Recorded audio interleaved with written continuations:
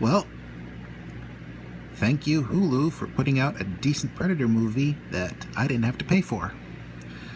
Prey. From a guy named Trachtenberg. Not sure if he's related to the actress, but thank you, Mr. T, for putting out this film because it was pretty good. Basically, it's about a Comanche girl from 1719 who wants to prove that she can be more than just some brave squaw.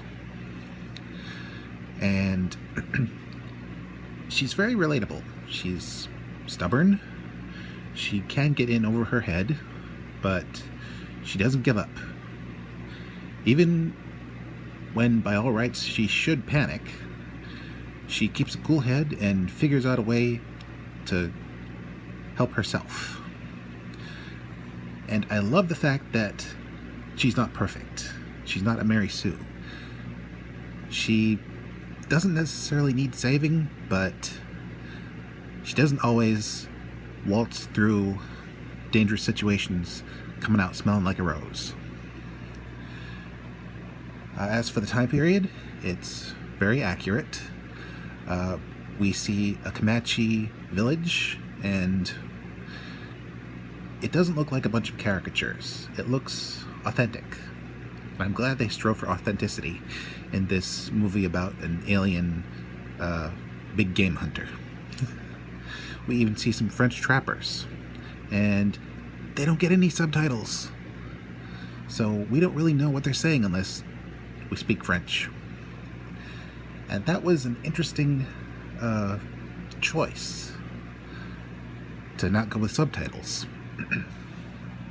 But I guess what they're saying really isn't that important.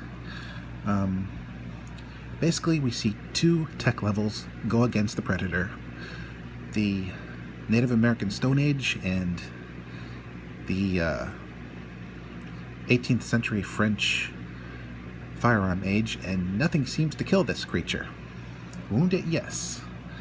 But the Predator seems to be close to invincible, although it's not. It's just really, really tough.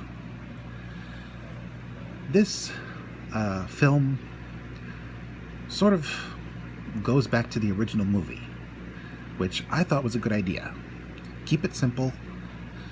Avoid going too big or too ridiculous. Just keep things intimate. Hunter and hunted. And ask the audience to ask themselves, who is who?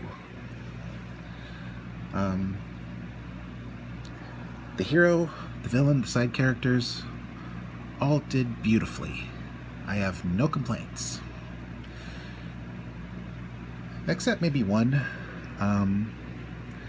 We don't get to see more. I mean, I would have loved to see more of the story after the credits started rolling. But who knows if we'll get a sequel? Maybe, but who knows? The Predator in question looks to be similar to the one from Predators, the 2010 film. Not your typical Predator, more like the more savage looking ones from Predators, where the regular Predator was its prey. And that actually worked.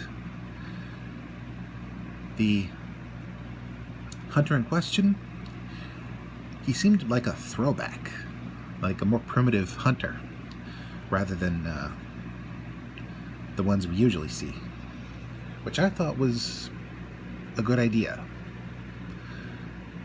Keep things a little more even.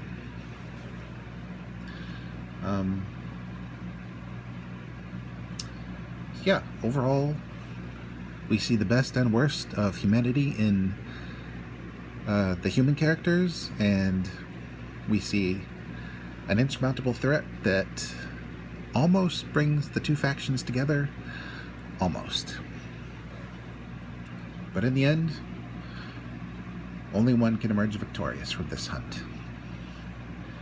And I'm not going to spoil it, but let's just say it was a very satisfying ending. This is Mr. J signing out and reminding you, you should only hunt for survival, and Don't go after trophies. Go after sustenance. That's what hunting is for. Happy hunting!